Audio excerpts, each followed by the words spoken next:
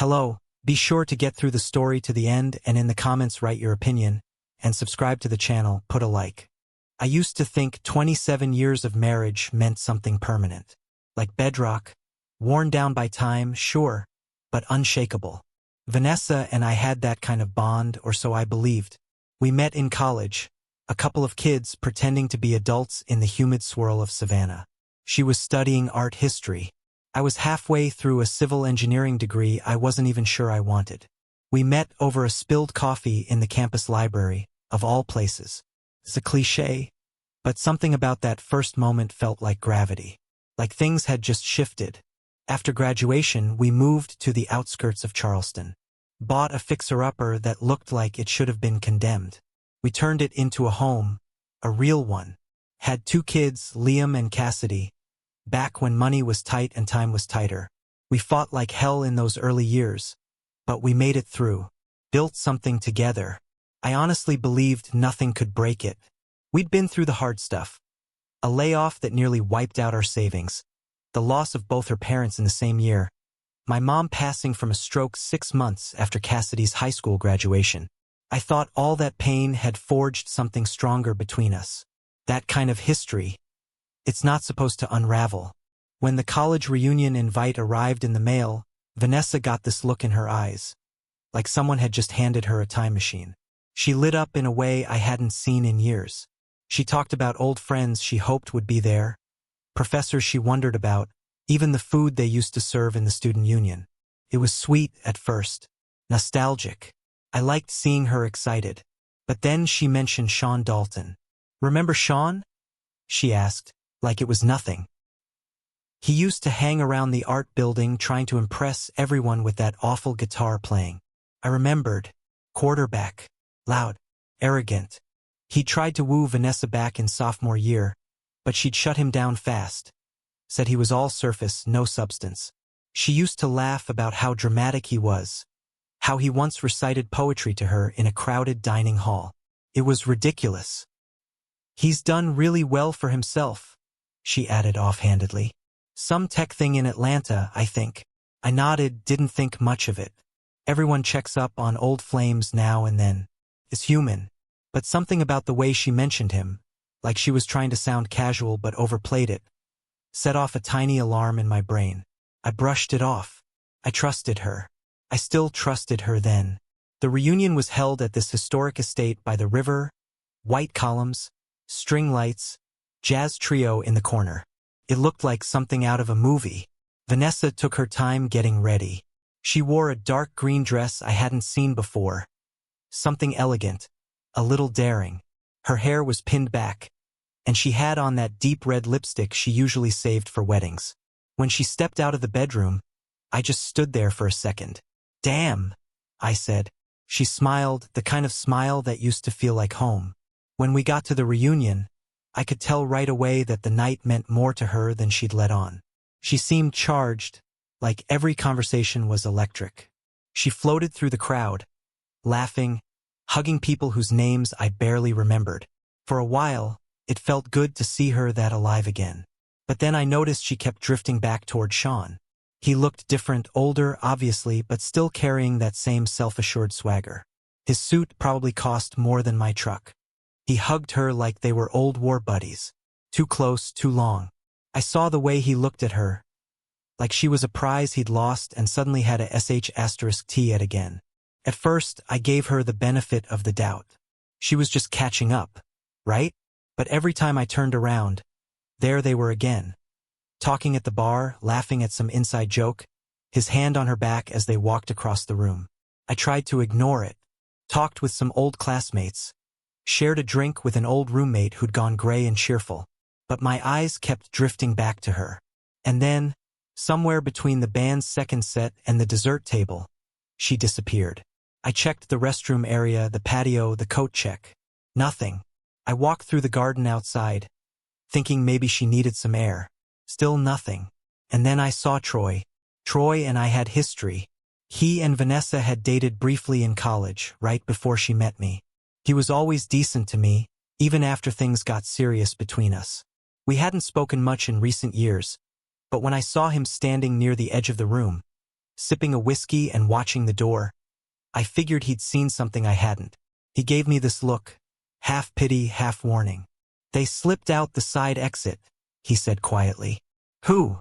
I asked, though I already knew. "Vanessa and Sean." I stared at him for a moment, waiting for him to laugh, say it was a joke. But he just held my gaze, steady and serious. "You sure?" He nodded. "I didn't want to be the one to tell you, but yeah, I saw them. Felt like the floor dropped out beneath me.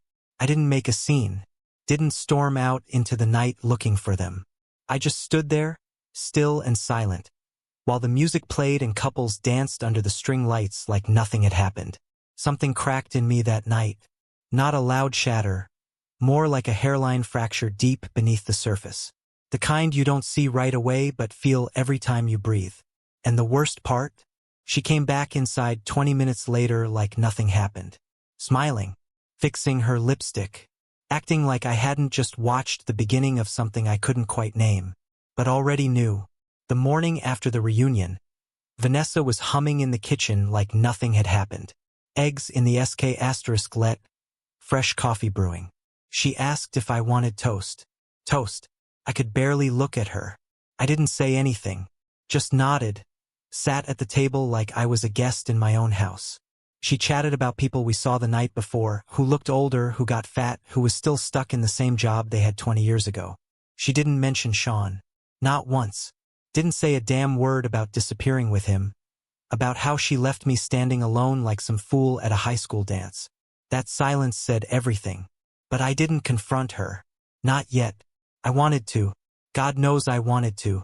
The words were right there, sitting in my throat like nails. But some instinct told me to wait, to watch. So I played along, nodded at the right times, forced a smile, took my toast when she handed it to me. That same afternoon, I made a call to someone I hadn't spoken to in years. Sam McAllister. We'd served together briefly in the Guard years ago before life got in the way. Sam had this quiet intensity, the kind of guy who listened more than he spoke, always 2 steps ahead. After he got out, he started doing private work, investigations, security, digital forensics. If there was dirt to be found, Sam could find it. He picked up on the second ring. "Ethan?" he said, surprised. "Been a while." "Yeah," I said. "I need your help." There was a pause on the other end, but not the kind that meant hesitation. The kind that meant calculation. "Okay, talk to me." I told him what happened. Not everything, just enough. He didn't say much at first. Just listened the way he always did. "I can start today," he said. "But if you're calling me, you already know this isn't just a hunch." I didn't respond. I didn't need to. Vanessa went on with her week like nothing had shifted. Pilates on Tuesdays. Brunch with her gallery friends on Thursdays. Saturday mornings spent at her so-called salon appointments, which started stretching longer and longer. I started noticing the way she'd check her phone when she thought I wasn't looking. The way her face lit up when a particular name popped up on her screen. Never long enough for me to see it, but I could tell. One night, I heard her laugh from the living room while I was in my office. A soft, breathy kind of laugh. She was on the phone, curled up under a blanket like a teenager. When I walked in, she dropped the phone like it was on fire. "Hey," I said, pretending not to notice. "Who was that?"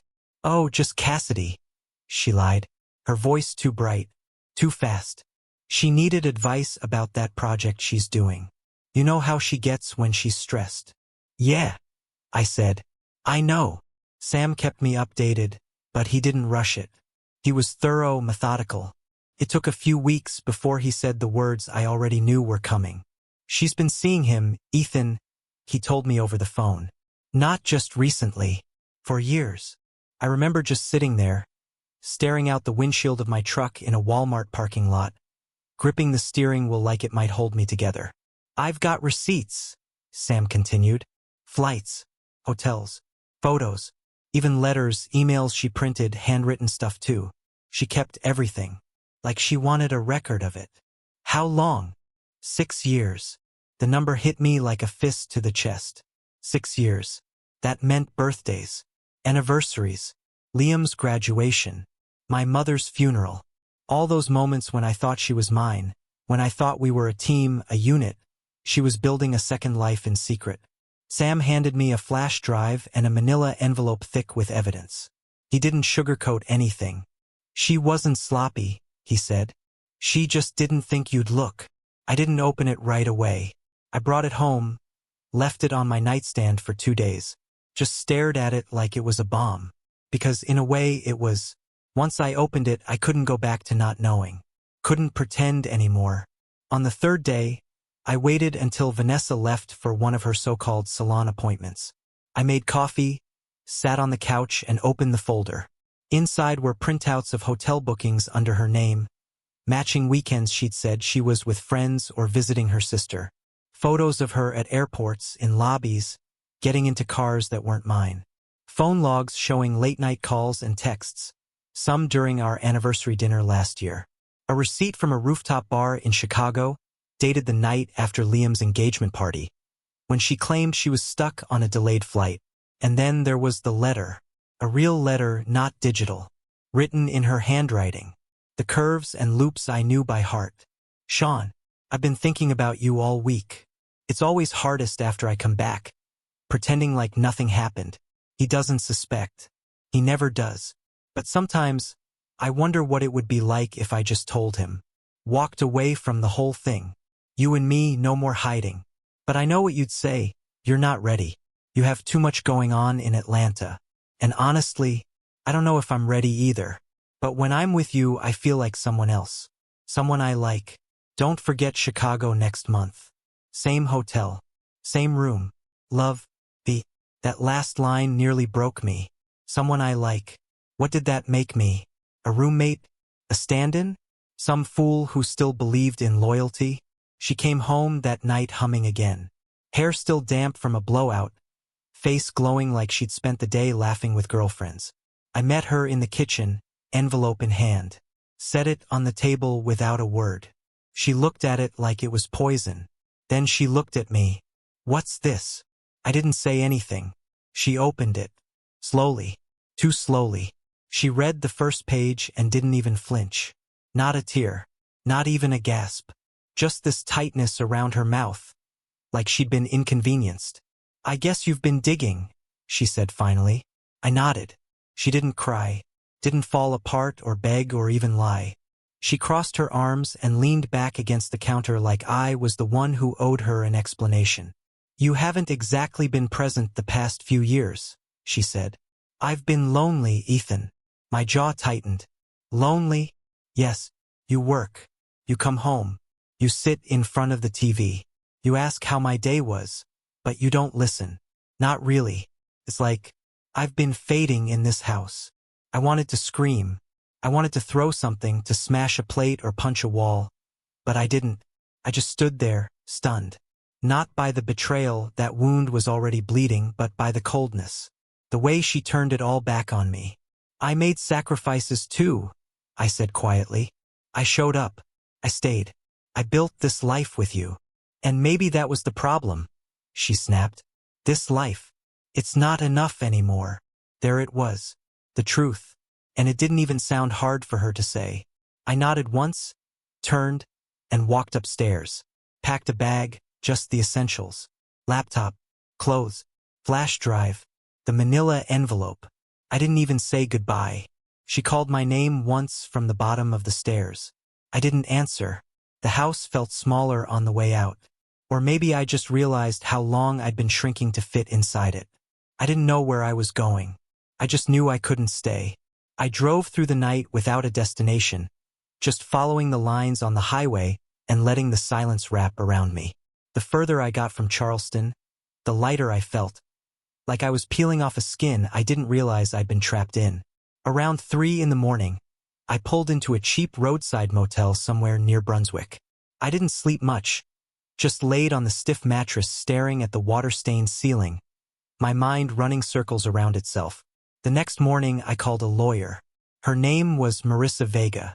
Troy had recommended her once, years ago, when he was going through his own divorce. Said she was sharp, discreet, and didn't waste time. I told her everything, at least the broad strokes. She didn't ask for more than she needed. Just told me what she'd need to file and what to expect next. When I mentioned I didn't want to contest anything, house, car, joint savings, she paused. You're aware of what that means, right? She asked. I do, I said. Most people don't walk away that clean. I'm not most people. She didn't push after that. Just said the papers would be ready in a few days, and I'd get a package sent wherever I was staying. I found a small rental apartment in Jacksonville. It was nothing special, furnished, close to the water, quiet, but it was mine. No echoes of betrayal in the walls. No shared memories clinging to the furniture. Just 4 walls and a clean start. I didn't even unpack most of my stuff. Just kept the essentials and tried to remember how to breathe like a man who wasn't constantly bracing for impact. I told Liam and Cassidy 2 weeks later. I waited because I didn't know what to say, how to explain the sudden absence of a 27-year marriage without blowing up their world. We met at a diner halfway between their apartments, and I could see it in their eyes the moment I slid into the booth. Something was off, and they knew it. Vanessa had already started softening the ground, apparently. Cassidy told me she said we were taking space and evaluating things. Liam looked skeptical from the start. I didn't get into the details. Just said their mother and I were divorcing, and that it wasn't something I took lightly. I told them they didn't need to pick sides, that I loved them both, and always would. Cassidy's eyes welled up. She reached across the table and squeezed my hand like she was trying to hold together something that had already shattered. Liam leaned back, arms crossed, eyes locked on mine. Did she cheat? He asked. I didn't answer. Not directly. I just looked at him for a long time and said, there are things you'll come to understand when you're ready. He nodded once, jaw clenched. Didn't say another word the rest of the meal. That night, Cassidy called me. Said Vanessa had tried to spin a story about drifting apart, about mutual decisions and emotional distance. But Cassidy had found something, an old email Vanessa forgot to delete on a shared family iPad. She didn't tell me what it said. She didn't need to. I just want you to know I see it, she said. I get it now. I'm sorry it took me so long. Liam was colder about it. Not angry, just distant. He didn't call her for 3 weeks after that. When he finally did, it was short and clipped. Whatever illusions he had about her being untouchable were gone. Vanessa signed the divorce papers without a fight. I didn't even need to call her. She had her attorney respond within the week. Maybe she thought I'd come around, that this was some kind of dramatic gesture. Or maybe she'd finally realized I wasn't the man who would beg to be kept. She got the house, the car, half the savings.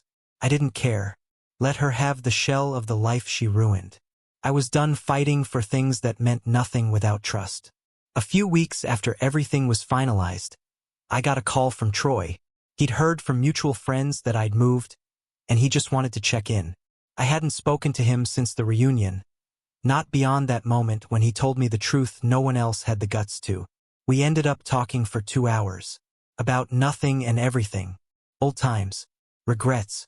Music. Faith. The things men talk about when they don't know how to talk about pain. Turned out he'd been through his own kind of storm. Divorce. Bankruptcy. Years of rebuilding from scratch. But there was something solid in his voice now, something grounded. You should come by the shop sometime, he said. I've been restoring old boats with my cousin. Slow work, but it's honest. Feels good to use your hands again. I drove up 2 days later. The shop was small, tucked behind a marine supply store near the inlet. Smelled like salt and cedar and varnish. The first time I walked in, something settled in my chest that hadn't felt right in months. Like my body remembered how to breathe before my brain caught up. We started working together a few days a week. I didn't need the money, not really, but I needed the motion. The distraction. There's something about sanding down an old hull, running your hand over something raw and damaged, and knowing you can make it strong again. It was therapy without the awkward chairs and sterile offices. Troy and I never talked about Vanessa much. Not at first. But there was this unspoken thing between us. A shared scar. He'd loved her once, too. Long before I did. She used to call him a dreamer, a mess. Said he'd never settle down. Maybe he never did. Or maybe he just knew settling wasn't the same thing as loving. One night, After a long day in the shop, we sat on the dock drinking cold beers, watching the sun melt into the water. "You know," he said, "I used to be jealous of you. Thought you had the perfect life." I laughed. "Not bitter, just tired." "Yeah, well, perfect's a hell of a disguise." He nodded. "I think she always needed more than what either of us could give her." "That's not on us." We didn't talk much after that. Just sat in the quiet, letting the night wrap around us. A few months passed. The rhythm of life started to come back. Slowly, like a tune I used to know but hadn't heard in a while. I'd wake up, make coffee, drive to the shop, spend the day elbow deep in sawdust and oil. I'd text Cassidy, trade sarcastic memes with Liam. On weekends, I'd take long walks along the coast, no phone, no plan. Just the sound of waves and the feeling of solid ground underfoot. One day, Troy handed me a project. An old compass box that had been water damaged, warped at the edges, the brass corroded. "Think you can bring it back?" he asked. I ran my thumb over the surface, something about it familiar. When I opened it, my heart stuttered. It was mine. Not just any compass. My compass. The one I lost in college on a sailing trip. Vanessa had given it to me our junior year. Said it was a metaphor. Something about finding our way back to each other no matter what. She must have found it, or maybe Troy had. I didn't ask. But holding it again, seeing it restored, cleaned, whole, pointing true, I felt something shift. A weight lifting. Like maybe I wasn't lost after all. Like maybe this was just what finding your way looked like. Quiet. Hard. But not impossible. 2 years passed, though it didn't feel like 2 years. Time moved differently after the divorce. Like someone had reset the clock on my life. I wasn't rushing anymore. I wasn't treading water either. I was just living. Not surviving, not pretending. Living. The workshop grew slowly. We picked up steady clients. Retirees who wanted to restore their granddad's fishing boat. Weekenders looking to fix up vintage sailboats they barely knew how to steer. Troy and I weren't in it to get rich. We liked the slowness, the patience the work demanded. Kept our hands busy and our minds still. Most days that was enough. Cassidy came down one weekend in the spring. She brought her boyfriend, Eli. Quiet kid with a good handshake and a little too much product in his hair. But he respected her and he made her laugh. That was enough for me. We grilled out on the deck behind my apartment. Watched the sunset over the water. Talked about everything and nothing. When she hugged me goodbye, she whispered, "I'm glad you're happy, Dad." Caught me off guard. I hadn't thought of myself as happy in a long time. But maybe I was. Or at least getting close. Then, in late May, I got the call. Liam was getting married. He sounded different on the phone. Lighter. Like he'd shed some of that quiet resentment he'd been carrying since the divorce. He told me her name was Maddie. That she was smart and kind and made things make sense. He asked if I'd walk with him before the ceremony.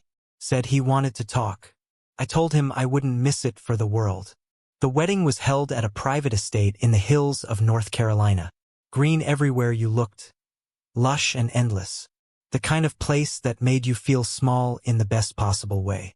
I arrived the morning of, wearing a gray tailored suit that still smelled faintly of cedar from the garment bag.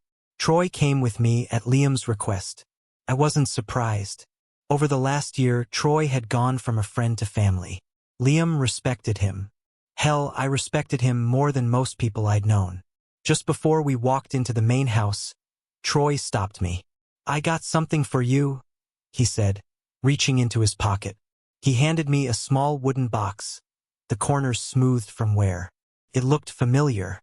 When I opened it, my breath caught. Inside was the compass. Restored again.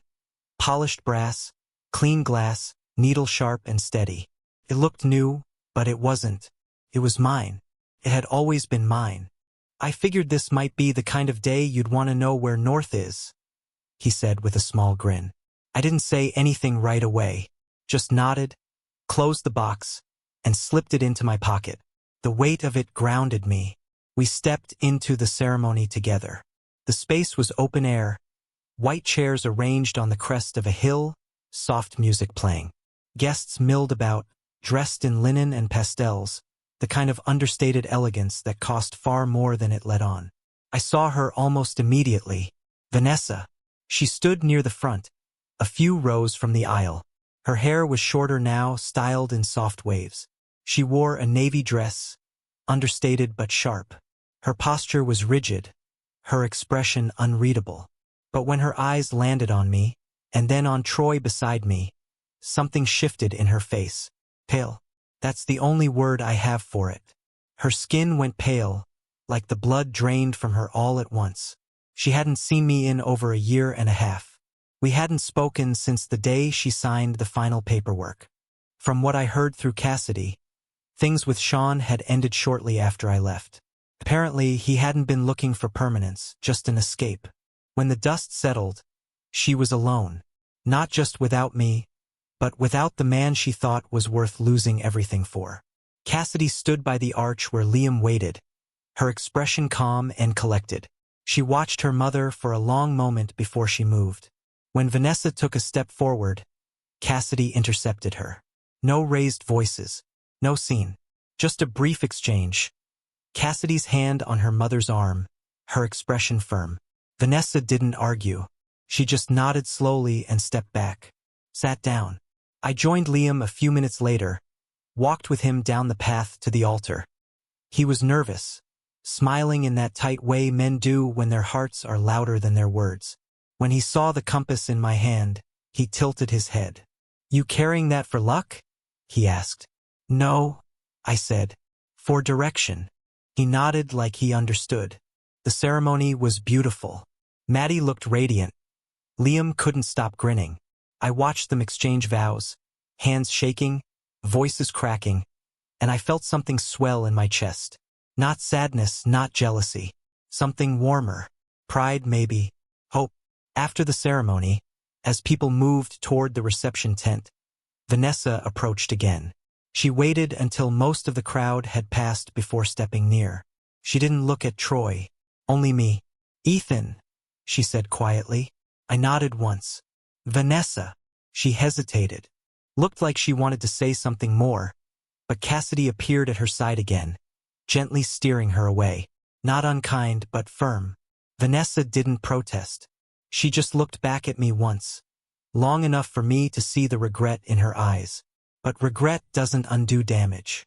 She lost more than a husband. She lost a family. Her children still loved her, but there was distance now. A space she couldn't cross. She had burned a bridge she never thought she'd need again. The reception went late into the evening. Troy and I stood off to the side at one point, watching Liam and Maddie dance under the string lights. He handed me a glass of bourbon. "You okay?" he asked. I thought about it. "I am," I said. "More than I expected to be." He nodded, then looked toward Vanessa, who sat alone at a table, stirring her drink without drinking it. "She always thought I'd be the one who'd fall apart," I said. "But I didn't." "No," Troy said. "You rebuilt." I pulled the compass from my pocket, let it rest in my palm for a moment. "It always points north," I said, "no matter how far off course you go." "And now?" he asked. I smiled. "Now I know which way to walk." We toasted quietly and turned back to the celebration. Music, laughter, a future being built in front of us. Not ours, maybe, but something worth witnessing. And for the first time in a long time, I wasn't looking back. The night after the wedding, I didn't go back to the hotel. Instead, I drove. No GPS, no destination. Just followed the old mountain roads until the noise in my head started to quiet down. The stars out there were like pinpricks in velvet, sharp and endless. I pulled over near a clearing, turned off the engine, and sat with the windows down, letting the cool air fill the car. The compass was still in my pocket. I took it out, opened it, and balanced it on my palm. The needle pointed steady like it always had. I didn't need it to tell me where north was anymore. I already knew. In the days that followed, something inside me finally settled. It was like I'd been holding my breath for years and didn't even realize it. Life hadn't just moved on, it had opened up. I went back to Jacksonville with a sense of clarity I hadn't felt in decades. The shop was waiting. The ocean was still rolling in like it always did. And for once, the silence didn't feel empty. Felt earned. Cassidy called a few days later. Said Vanessa had asked to meet. She didn't go into detail, just said, "I don't think she's doing well." I told her I understood. That I wasn't angry anymore. That the hardest part was already over. I didn't ask what Vanessa wanted to talk about. I didn't need to. Later that week I got a letter. Real paper, folded neatly. No return address, but I recognized the handwriting instantly. I stared at the envelope for a while before opening it. When I finally did, the first thing I noticed was that it didn't start with "Dear Ethan." It just started. "I don't expect forgiveness. I'm not even sure I deserve a response. I've played this moment over in my head 1,000 times. What I'd say if I had the courage. But none of it feels like enough. So here it is. The truth. I was selfish. I was weak. I wanted to feel young again. Wanted to feel chosen. Like I still mattered in a world that was moving too fast. Sean didn't love me. I think I knew that. But I let myself believe in a fantasy because I couldn't face the reality that I was unhappy with myself. Not with you. You were steady, kind, predictable in the best way. And I mistook that for distance. For boredom. I see it now, how much you gave, how much you stayed when it would have been easier to leave. I took advantage of that. I took advantage of you. I've lost more than I ever imagined. The kids are polite, but there's a wall now. One I built with my own hands. I see it when they look at me, hear it in the pauses between their words. I traded 27 years for someone who wouldn't even return my calls once the dust settled. That's on me. I heard you brought the compass to Liam's wedding. That you were standing beside Troy. You have no idea how hard that hit me. Not because it was cruel, but because it showed me everything I never understood about you. Loyalty, grace, strength I never saw because I was too busy chasing something that never mattered. I don't expect anything from this. I just needed you to know that I'm sorry. Not for getting caught. Not for losing. But for breaking something I now know was the best thing I ever had. Vanessa. I read it twice, then folded it and placed it back in the envelope. I didn't cry. I didn't shake. I didn't even feel angry. I just felt done. She'd said her piece and I believed she meant it. But the apology didn't change the past. It didn't rebuild the home we lost or erase the nights I spent wondering what I'd done wrong. What it did do, oddly, unexpectedly, was close a door I didn't realize had still been cracked open. Some part of me had been waiting. For what? I don't know. Closure? Regret? Something human. And now that I had it, I didn't need to revisit that room anymore. A week later, I walked into the shop early. Before Troy had even unlocked the back door, I set the compass on the workbench and stared at it. The box was beautiful now, refinished, polished, solid. But I remembered what it had looked like when I first found it again. Warped, water-damaged, forgotten. We kept it like that for a long time. Broken. It wasn't the compass that had changed. It was me. I closed the lid gently and turned to the shelf above the bench. There was an old photo tucked between 2 jars of varnish. Cassidy at age 6, grinning with a tooth missing, and Liam holding a toy hammer, pretending to help me fix a fence. Back when the world still felt small and manageable. I'd wasted a long time thinking my life had ended with the divorce. But the truth was, it had just taken a different shape. The kind you can't plan for. The kind that hurts before it heals. Later that summer, Cassidy came to visit again. We took a long walk by the marina, and she asked me if I ever thought about dating. Not really, I said. You trying to set me up with someone? She laughed. I mean, maybe, but only if you're ready. I thought about it for a second. I'm not lonely, I said. Not like before. She nodded like she understood. And I think she did. Vanessa never remarried. She moved into a condo in downtown Charleston, from what I heard. She teaches art part-time at the community college. Once in a while, I'll get a second-hand update through the kids. Her health is fine. She's taken up gardening. She volunteers on the weekends. I don't wish her pain. I don't wish her joy either. I just don't wish anything. She's a chapter I've finished reading. One that mattered, but one I won't reread. Troy and I expanded the shop last year. Took on a third partner, a kid from St. Augustine who knows motors like second nature. We rebuilt an entire speedboat from scratch this fall. It was grueling and frustrating and perfect. The kind of project that tests you in all the right ways. I sleep better now. I eat slower. I listen to music again. Real music, not just background noise. Some mornings, I sit on the dock with a thermos of coffee and just exist. It's more than I used to ask for. Less than I thought I needed. Exactly enough. Sometimes I wonder what my younger self would think if he could see me now. Alone but not lonely. Scarred but not bitter. Older, sure, but stronger in a way he couldn't understand back then. Maybe he'd feel sorry for me. Maybe he'd envy me. Either way, I don't think he'd recognize me. And that, I've come to realize, is the best possible outcome.